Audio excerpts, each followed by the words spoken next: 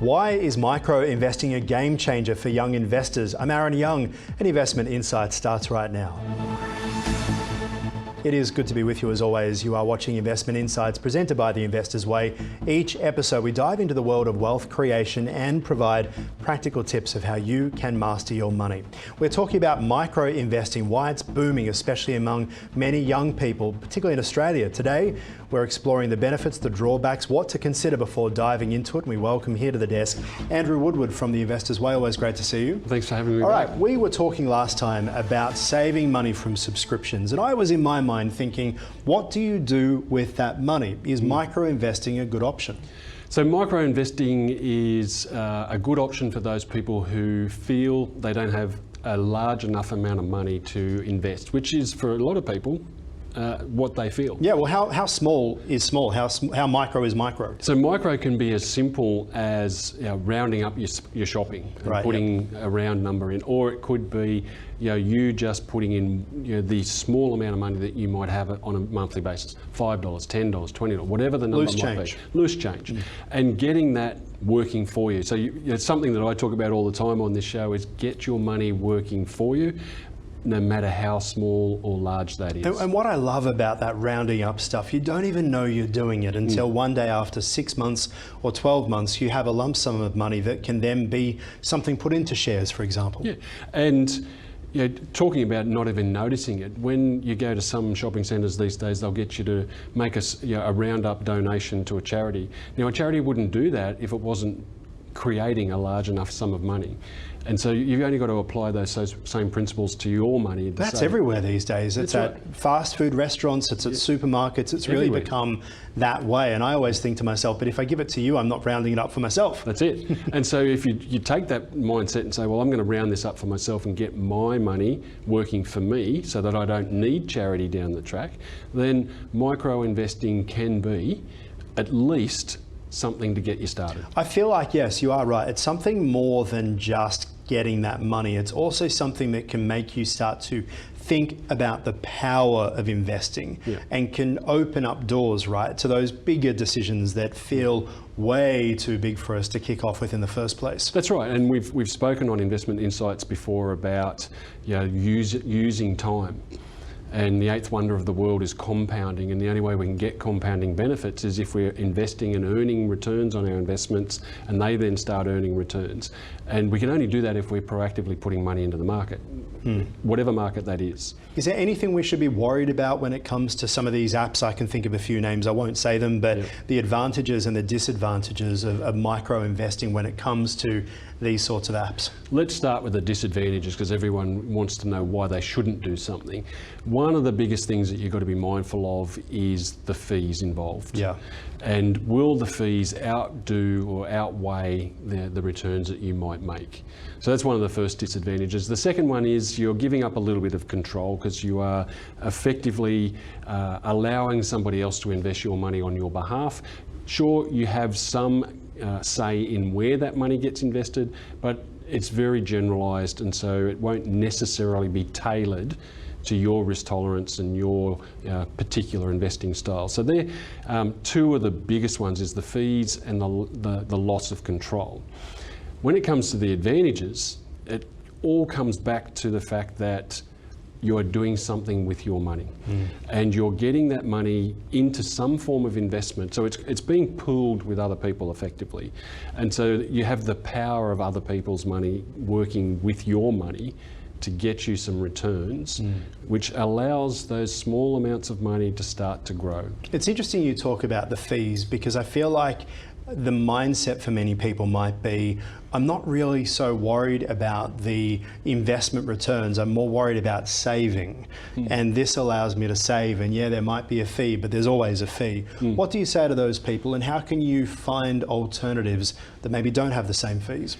If you're really worried about the fees, then these micro-investing sites may not be for you. It could be that you just decide, I'm just going to put this money into some form of savings account that I'm not going to touch.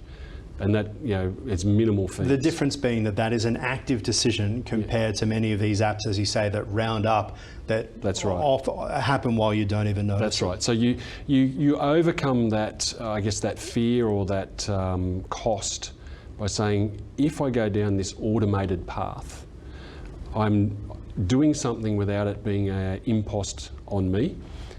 Or something that I'm likely to not do on a consistent basis.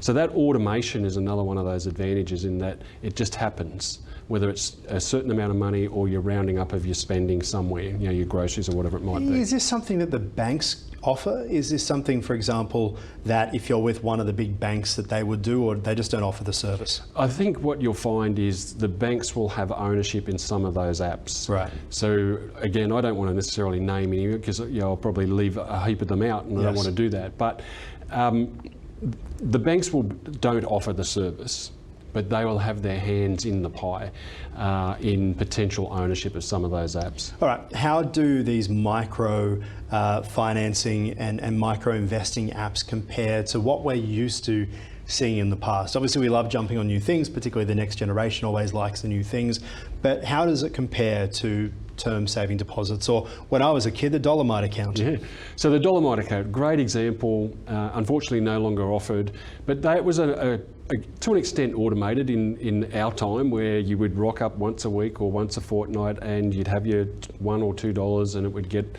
banked and it would grow. Same with these apps. It's an automated process that gets that money happening for you. And then in terms of what does that mean in terms of investments and styles and all that type of stuff, the main thing is exchange traded funds, which are becoming more and more popular as a way to allow people to get into the stock market without necessarily having large sums of money.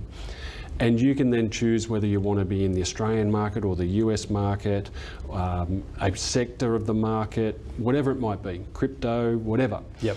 And you can get your micro amounts of money going into these markets and getting the benefit of what's happening broadly in stock markets, and even property via the stock market. So you do get that broad exposure to a bunch of different types of investments without having to need large sums of money. You must be surprised, happy, sometimes concerned about the number of different avenues these days for investments, right? Because as you say, and as you were speaking there, I was thinking about some of the apps that I'm signed up to, where when you've got some excess cash, you decide to buy a couple of stocks in your favorite company, for example, so you can say, I've got an ownership in that. Yeah. But it does then lead to that emotional side that we've often spoken about too, where we're doing things not necessarily because it's a good decision, but because it's something that's easy to do. Yeah, and ease of access is always a risk.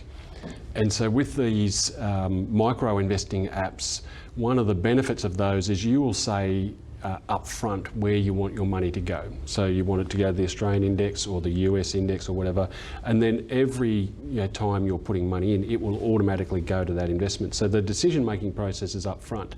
But you're touching on something that's really important, and that is the overwhelm. So again, one of the reasons most people don't invest, when I'm talking to people as to why they're not doing with their money what they would like to do. They don't know where to start. They don't know where to start. They're overwhelmed with all the options. And fear. And fear. And then the lack of education, because we're not taught any of this stuff at school. So the lack of education leads to the fear, which then leads to procrastination and therefore no action being taken at all. So the thing that I do like about the micro investing apps is it helps us overcome a little bit of that. But the trap is that, or the disadvantage is we don't have as much control of our own destiny in terms of where that money is invested. So we can't just say, I love a banking stock and go and put it into a banking stock. It generally is going into ETFs and pooled money, which is good, but it does detract from the control you have of where the money goes. I would imagine that the other challenge as well is when it comes to micro investing is if you think small, you can always think small, and that these $500 and things like that you're popping in won't turn into the money that you need for retirement. You will be telling people, I'm investing, I've got a little app that takes 3 cents here and there.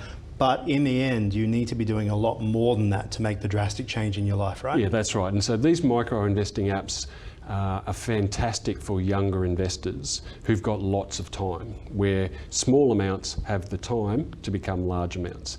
If you're over the age of 40 micro-investing apps may not be the solution that you need in order to create the security in your financial scenario that you want. And so there is a time and a place for all types of investments, and micro-investing, I think, intelligently has been targeted at the younger investor, but there are people who are of an older age who are still using them. But again, like you said, it's not going to deliver the big results they're looking for, but it's still better than doing nothing. Do you think that some of these apps play on the fact that a lot of people under the age of 50 feel like, I would actually say under the age of 60, they missed out on the property boom? They don't want to live in the places where they can make money from an investment property. They live in the city, and so therefore their expenses are high, paying rent, and if they're going to invest, it's only what available money they have left, which is at the end of a big weekend of spending and keeping up appearances. How do you train someone in that situation to think long term? So something you said in that sentence you won't have recognised, but it's a really telling part of why we have all the statistics around people retiring without enough money, and that is what's left. You said what money is left. And unfortunately, we need to be more proactive in creating money on a consistent basis going into investing. So whether it's a micro investment or any form of investment, we've got to think about what needs to go into that structure before we have all our other expenses. Sure, we've got fixed expenses and we've got to have a roof over our head and all those types of things, but there are discretionary spending in everybody's lifestyle, and we've got to think about these investing allocations before we think about the discretionary stuff. Because we put the discretionary first, right? And we think about the investment as what's the kind of net, what's left at the end of things, at the end of the month, as opposed to starting with I need to invest this amount, so therefore how much can I spend this month? That's right. And I've said on Investment Insights a few times now that I don't like budgets, and the reason I don't like budgets is because they're designed to say what is left and then we'll invest what's left. And I defy anybody who's ever done a budget to say that they said they were going to save $1,000 a month, they got to the end of the month and there was $1,000 there.